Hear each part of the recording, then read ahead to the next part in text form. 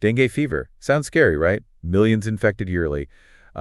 Most cases are mild, but severe dengue is life-threatening. Exactly. It's spread by Aedes mosquitoes. These mosquitoes also carry Zika and chikungunya viruses. So what are the main symptoms? High fever, like 40 degrees Celsius, intense eye pain, a rash, muscle and joint pain. It's rough. Wow, that sounds awful.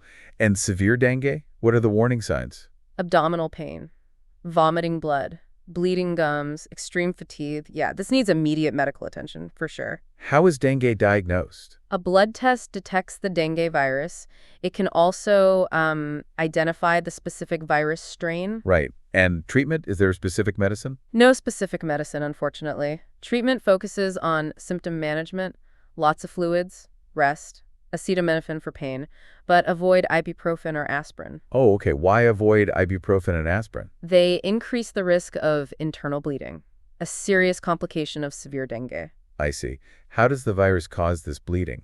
The virus damages blood clotting components. The immune response also contributes to blood vessel leakage. It's a complex process. Is dengue contagious person to person? No, not directly, except from mother to fetus during pregnancy. That's a special case. Makes sense. How can we prevent dengue? Mosquito bite prevention is key. Use EPA-registered insect repellents.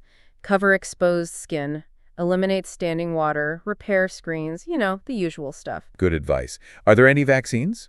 Yes, there are 2 vaccines. One is available in the U.S. It's recommended for children in high-risk areas. Some high-risk adults may also be eligible. Can you get dengue multiple times? Yes.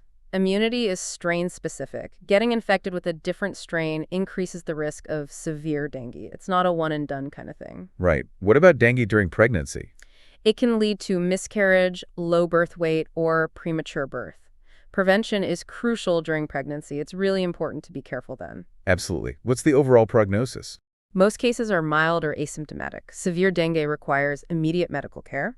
With prompt treatment, recovery rates are high, over 99%. So it's usually pretty good. How does dengue compare to malaria in terms of mortality? Malaria is deadlier globally. About 0.01% of dengue cases are fatal. Malaria's fatality rate is around 0.3%, a pretty big difference. So while both are serious, malaria has a much higher mortality rate. Correct. But regional variations exist. Dengue affects Asia more. Malaria disproportionately impacts children in Africa. What should patients ask their doctors? Vaccine eligibility, appropriate pain medication, warning signs requiring an ER visit. Those are the big ones. Any final thoughts on managing dengue symptoms? Hydration is vital. Rest is essential. Follow your doctor's advice carefully. Don't mess around with this one. Cleveland Clinic emphasizes the importance of mosquito bite prevention. Absolutely. And seeking immediate medical attention for severe dengue symptoms, early intervention is key. Early detection and treatment are key to a positive outcome. Precisely. Don't delay if you suspect dengue.